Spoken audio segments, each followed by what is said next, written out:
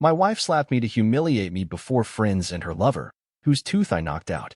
I never thought the end of my marriage would start with the sharp sting of a slap in front of 20 people, some I considered friends, others I barely knew, and one smug bastard who would soon be missing a tooth. It happened on a Friday night. We were at Ethan's house. My wife Julia insisted we attend his birthday bash.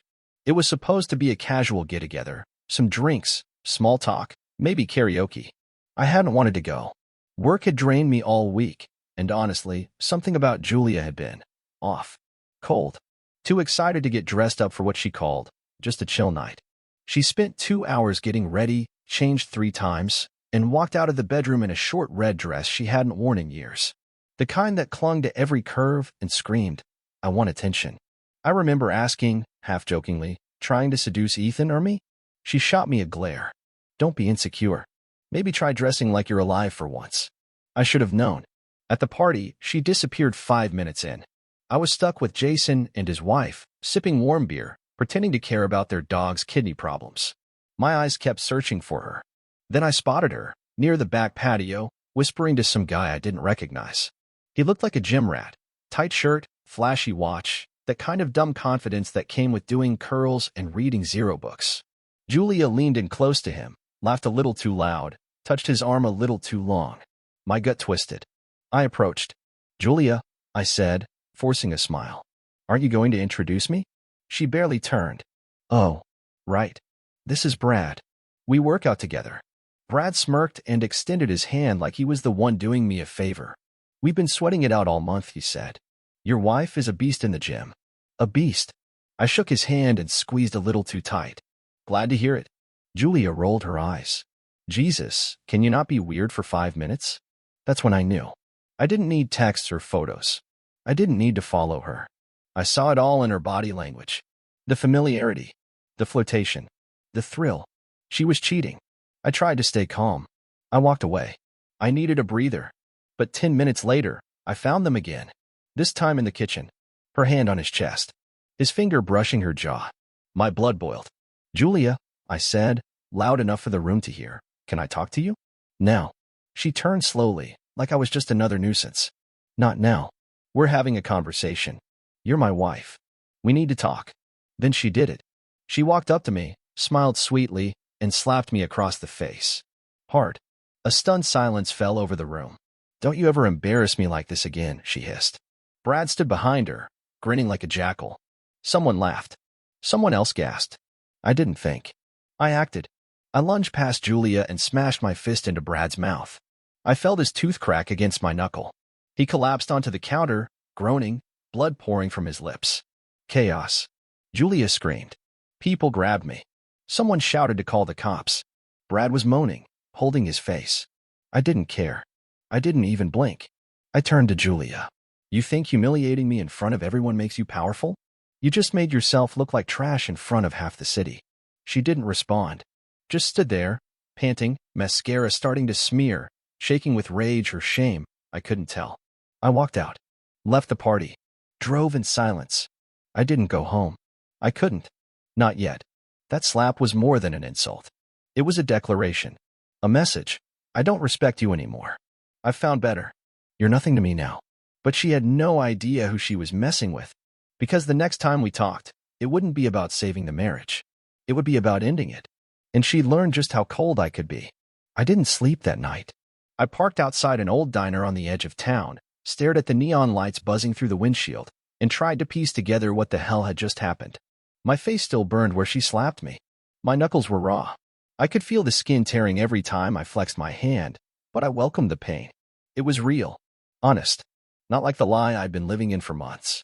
Every second played back in my mind like some cruel movie, her laugh, the way she looked at him, the smug smile on that punk's face, and that slap. That damn slap. Who does that to their husband?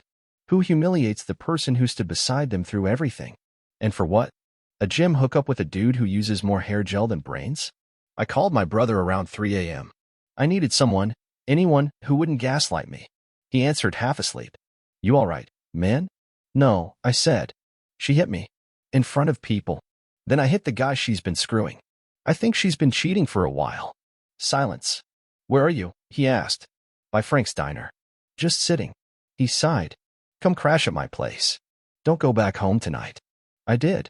And when I walked into his apartment, the look on his face told me everything. I wasn't crazy. I wasn't overreacting. I was betrayed. The next morning, I returned home. Quiet. Focused. Like a soldier on recon. She wasn't there. But her purse was. And her laptop. I sat on the couch, opened it, and began searching. Passwords? Please. She once told me she didn't believe in privacy between couples. So I checked the email. Messages to someone named Brandon W. Not Brad. Brandon. That's why I couldn't find him online last time I had suspicions. She changed his name in her contacts. I opened the messages. Last night was crazy. I can still feel you on my thighs. I wish I could stay tangled with you forever. Ethan's party is perfect timing. He's so stupid, he won't even notice. Let's humiliate him a bit. Just for fun. That last one broke me. Fun? I was a joke to her. A prop in her private soap opera. Something to spit on while she played the hot villain with her dumb side piece. I kept reading. Dozens of messages. Photos. Audio clips. Videos. She wasn't just cheating.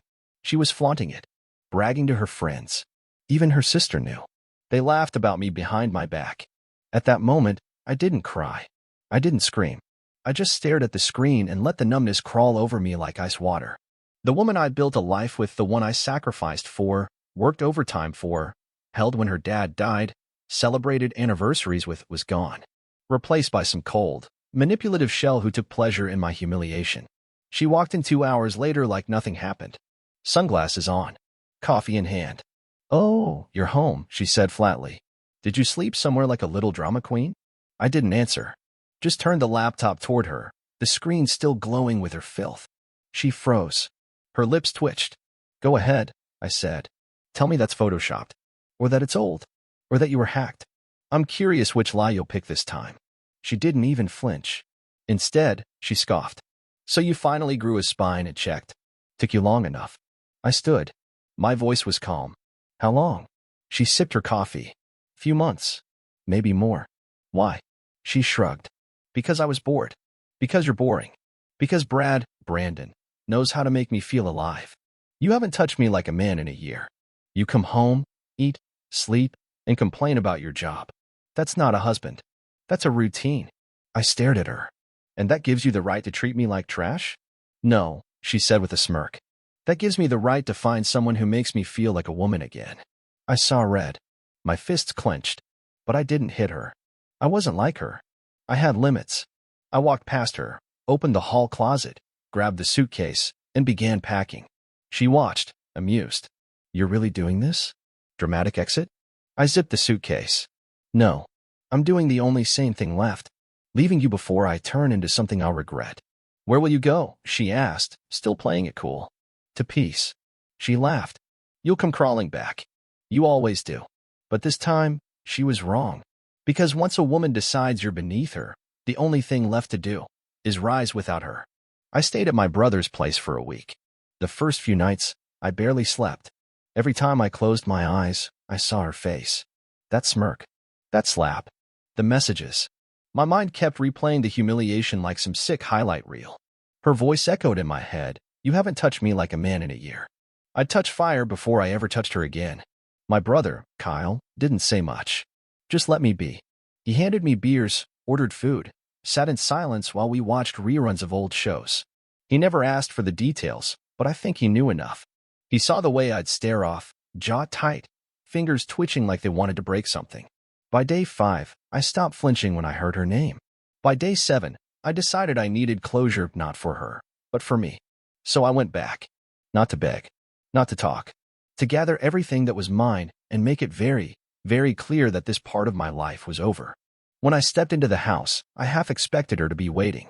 Maybe with crocodile tears. Maybe with another slap. But she wasn't even there.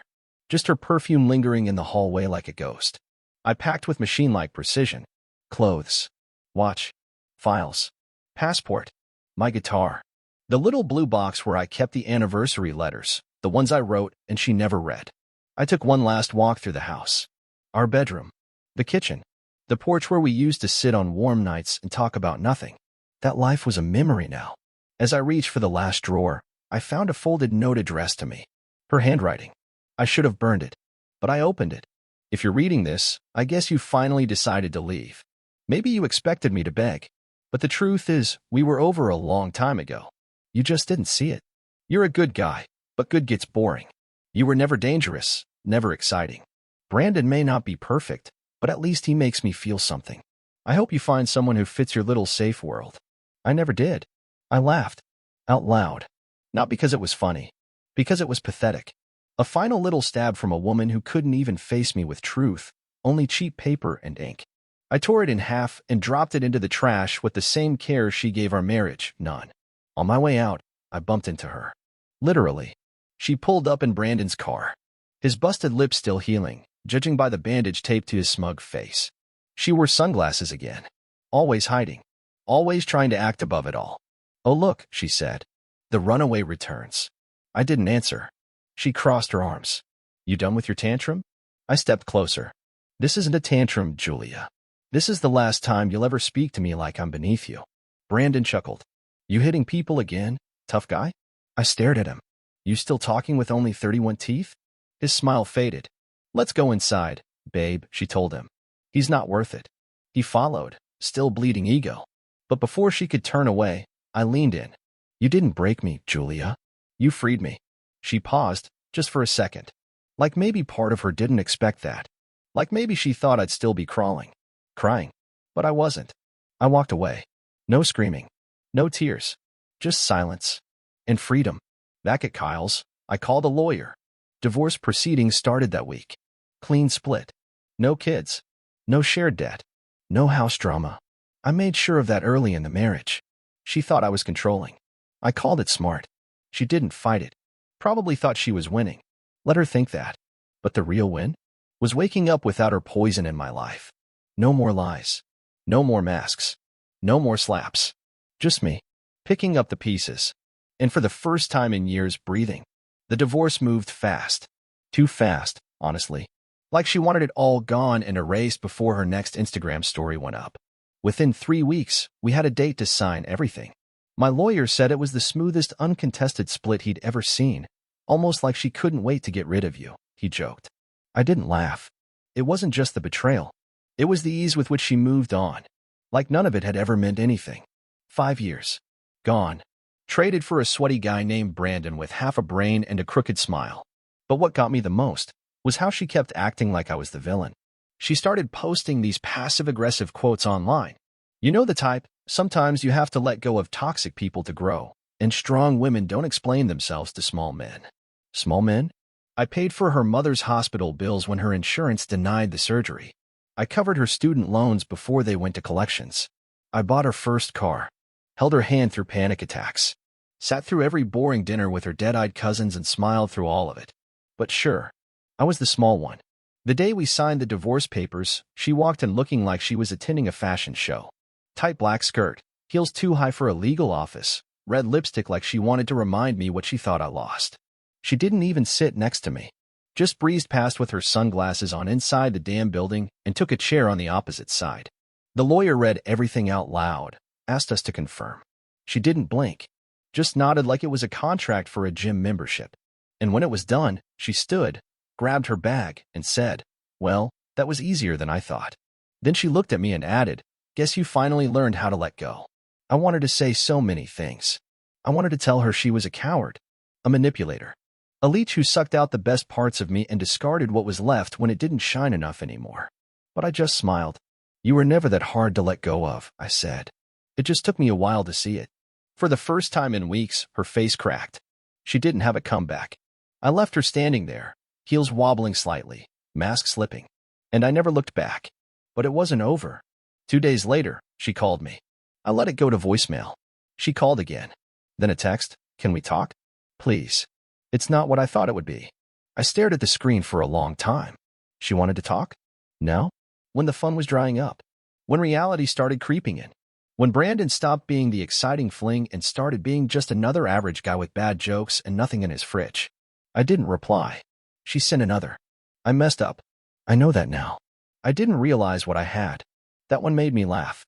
Out loud. In the middle of my apartment, surrounded by moving boxes and silence. It was the first real laugh I'd had in months. She realized? Good for her. But some realizations come too late. She sent a final one that night. I miss you. I looked at it. Thought about all the nights I sat in our bedroom wondering why she didn't touch me anymore. Why her kisses felt like chores. Why she always kept her phone face down. I remember the slap. The party. Brandon's smug face.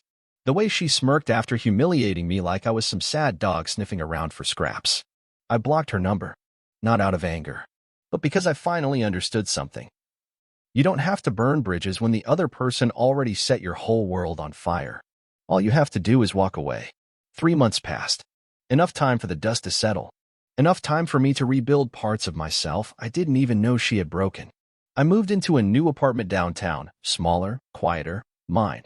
I bought a used couch, a coffee maker that didn't leak, and started cooking again. At first, I thought it would feel like survival. But it turned out to be something better. Control. Peace.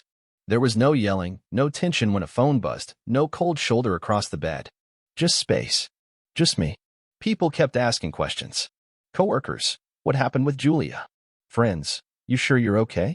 My mother, bless her, still believed there was hope. Sweetheart, maybe she just got confused. People make mistakes. I wanted to tell her everything. The slap. The affair. The lies. The way Julia looked me in the eye and told me I was boring after I gave her the best years of my life. But I didn't. I just said, it's over, Mom. Let her believe in fairy tales. I was done pretending. One Saturday morning, I walked into the gym I used to avoid, ironically, the same place where Julia met Brandon. I didn't go to see them, if that's what you're thinking. I went because my body had turned into a metaphor for everything she left behind. Weak, neglected, tired. I needed to feel strong again. Not just in my arms, but in my spine. I threw myself into it. Weights. Cardio. Discipline. Not to look better, but to feel better. Like I was taking back every ounce of power she stole with every condescending word and fake smile. Funny thing happened after that. I started getting noticed. Not just by women, though yeah, some of them did look. But by me. I saw myself again. Not the tired version. Not the husband trying to fix a woman who didn't want fixing. Just me. A man with fire still left in him. Then one afternoon, I saw her. Julia. At the same grocery store we used to shop together in. She was in the frozen aisle, struggling to push a cart with a squeaky wheel. Alone. No Brandon. No fancy makeup. No smug attitude. Our eyes met. She blinked. I nodded. She walked up slowly, as if unsure whether she should even try. Hey, she said. Hey. She looked thinner. Not gym thin. Hollow thin. Like life had taken a bite out of her. Her voice didn't have the bite it used to. It was softer. Worn. You look good, she said. I gave her a polite smile. Thanks. There was a pause. She tucked a strand of hair behind her ear, an old nervous habit. I heard you blocked my number. I did. She gave a quick, awkward laugh. Guess I deserved that. I stayed quiet. I moved out of Brandon's place, she said, almost as if hoping I'd ask why. I didn't. It wasn't what I thought it would be. There it was again. That line. She kept using it like it excused everything. Like realizing the grass wasn't greener made up for how she pissed on mine. I'm not here to make a scene, she added quickly. I just wanted to say, I'm sorry. I looked at her. Really looked. She was still beautiful. Still the same woman I once held under 1,000 different skies. But now I saw the truth beneath it all. The rot. The selfishness. The way she broke things and called it a new chapter. You weren't sorry when it mattered, I said. You slapped me in front of people, Julia. You humiliated me for fun. And now that it's quiet, now that you're alone, you're sorry. She looked down. I was stupid. I thought I wanted something wild. Something exciting. And now I'd give anything to go back. But I know it's too late. It was. And she knew it. She stepped back. Anyway, I just wanted to say that. Take care of yourself. She turned to walk away. Julia, I called out. She stopped. Next time you're bored, try a new book. Not someone's life. She didn't reply. Just nodded slowly and walked off into the noise of the supermarket. And me? I picked up a steak, paid in cash, and went home. Alone. At peace. Life had a strange stillness after that day. Like the final page of a book had turned, and instead of rushing into a new chapter, I just sat there. Let the silence stretch out. Let it breathe. I stopped checking her social media. Actually deleted the app altogether. I didn't care what she posted, who she was with, what inspirational garbage she quoted. Let her rewrite the story however she needed to sleep at night. I was too busy living mine. I picked up new habits. Running in the mornings. Journaling. Drinking black coffee on the balcony while the sun came up. The kind of stuff I once thought only lonely people did, but now I realized it was exactly what I needed, space to listen to my own damn thoughts without anyone twisting them into something ugly. A few weeks later, Kyle and I hit a bar downtown. Nothing crazy. Just two brothers, a couple beers, and a much-needed break from the quiet. That's when I met Emily. She wasn't flashy. No designer bag. No filters. Just a green sweater, messy bun, and this look in her eyes like she saw the whole world at once and didn't care if it liked her back. She laughed easily, talked straight, and when I said I was divorced, she didn't flinch. She asked me one question. Did it break you or build you? I blinked. Both, I said. But the second part came later. We talked for hours. About music, books, the weird dreams people never say out loud. I didn't try to impress her. I didn't feel like I had to prove I'd survived the wreckage. I just existed, and she seemed okay with that. We went out again. And again. She didn't ask about Julia much, just listened the one time I brought it up. She was poison, I told her. Beautiful, intoxicating, sweet on the tongue, but poison all the same. Emily nodded. And you? You still healing? Every day. She smiled. Then you're already ahead of most. That stuck with me. For the first time, I realized I wasn't just getting over Julia. I was getting back to myself. Piece by piece. And yeah, the scars were still there. I'd never forget the slap, the betrayal, the look in her eyes when she hurt me and didn't even blink. But those things stopped owning me. They became history, not identity. One night, I got a letter. No return address.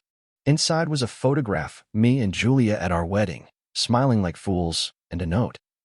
You'll always be my greatest mistake. I hope you find something real. I tore it in half. Not out of anger. Not out of bitterness. But because it didn't matter anymore. She could keep her regrets. I was done carrying them. I'd lived through hell in a red dress. Now I was walking towards something better. Not perfect. Not flashy. Just real. And that was enough. Summer came fast that year. Funny how time bends when you're finally living again. Weeks pass like days, and the ghosts that used to haunt your mornings start to lose their shape. Emily and I spent those warm months doing nothing that looked like a movie and everything that felt real. Road trips with no destination. Late-night grocery runs where we danced in the aisles like no one was watching. Bird dinners that turned into pizza on the floor. It was messy and unpredictable, but never once did I feel like I was holding my breath. I didn't need her to complete me. I wasn't broken anymore. I needed someone who walked beside me, not over me. And that's exactly what she did. One night, we sat on my balcony as the sun dipped behind the skyline.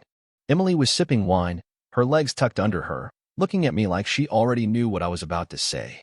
You ever think about how close you came to wasting your whole life? I asked. She didn't blink. You didn't waste it. You survived it. I smiled. Yeah, but damn, I stayed too long in a place I should have run from. You were loyal, she said. That's not weakness. It just wasn't deserved. I looked at her for a long time. The kind of look you give when you realize this person in front of you isn't trying to fix you. They just see you, as is. No renovation required. She reached over and ran her thumb along my knuckles, the same hand that broke Brandon's tooth. The same hand that once trembled in rage now rested quietly in hers. You ever hear from her again? Emily asked softly. Not a word, I said. And I hope it stays that way. And it did. Julia vanished from my life like a deleted contact. I heard whispers through mutual friends, something about her moving cities, a new guy, then no guy, then a job she quit. None of it mattered. It was like watching smoke try to hold its shape. But every now and then, a memory would hit me. Her laugh at the dinner table. The way she used to trace circles on my chest when we watched movies. The night we danced in the kitchen to no music, barefoot and half-drunk. Those flashes hurt, but not because I missed her. Because I realized how much of myself I gave to someone who was only pretending to love me. And that's the part nobody warns you about. It's not the affair. It's not the slap.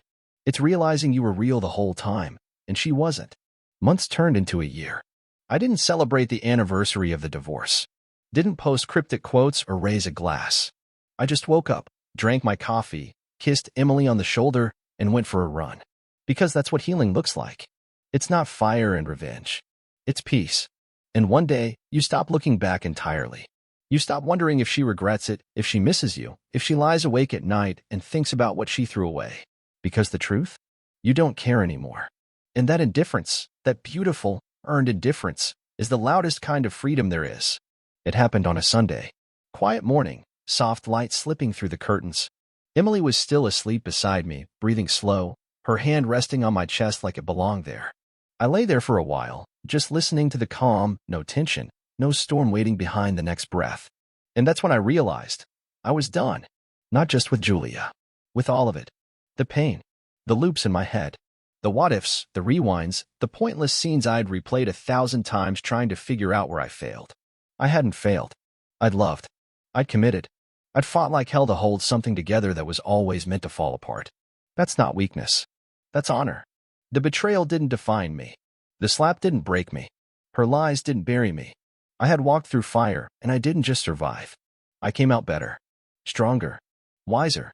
More me than I had ever been before she came into my life pretending to be something she never was.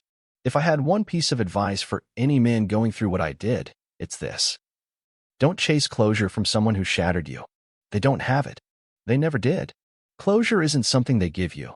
It's something you give yourself when you finally see the truth without emotion clouding your view. She betrayed me. She humiliated me. She looked me in the eye and chose someone else, and then tried to rewrite the story like I was the villain in it. But I don't carry her lies anymore. I carry the lessons. And the biggest one? When someone shows you who they are, believe them the first time. I rolled out of bed, careful not to wake Emily, walked barefoot to the balcony, and took in the morning. It was quiet. Clean. Like the world had finally taken a deep breath with me. And as I stood there, feeling the breeze roll over me, I knew with absolute certainty I'd never go back. Not even in memory. Because that chapter wasn't home anymore. This was.